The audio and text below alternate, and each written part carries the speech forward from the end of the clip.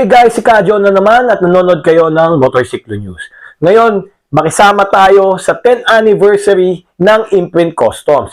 Ito ay pinangalanan nilang Impressions. Okay? 10 years na po ang Imprint Customs. At syempre, gusto muna natin congratulate si Sir Giam Lasam at yung kanyang buong team dahil sa magandang naidulot o naibahagi nila sa buong riding community.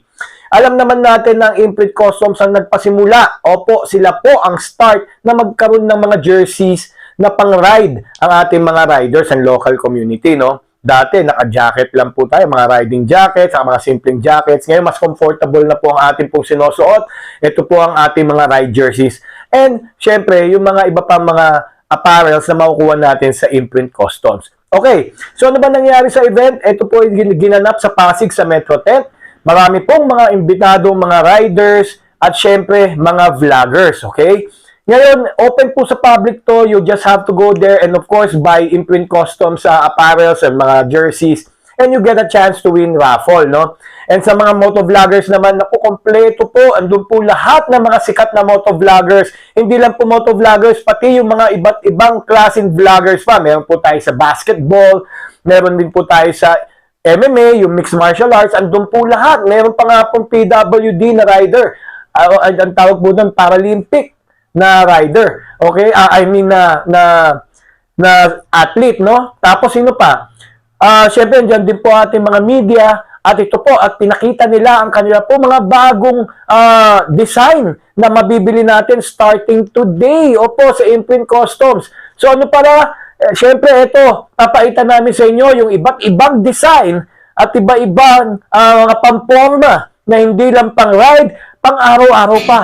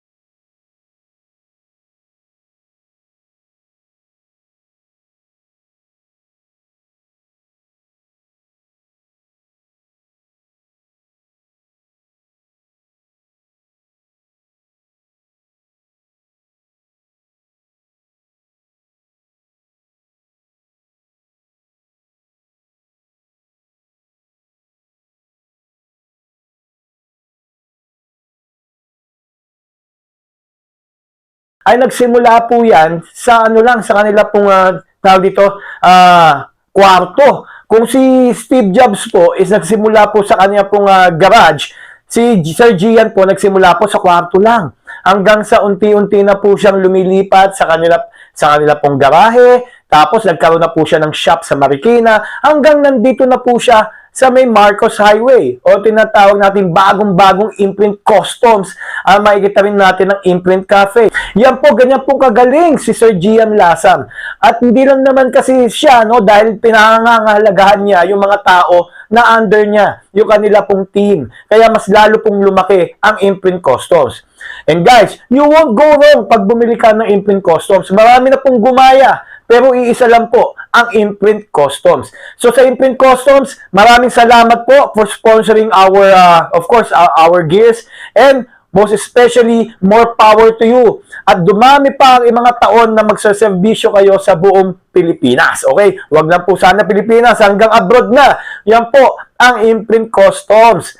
Happy 10th year anniversary, Sir Gian. And of course, sa buong team mo. Okay? Again, ako po si Kadyo. Thanks for watching Motorcycle News. And remember to always subscribe, click that bell icon so we can get our 100,000 subscribers at meron na po kaming silver play button from YouTube. Okay? Yun na po again. Si Kadyo here and I'll see you all next time.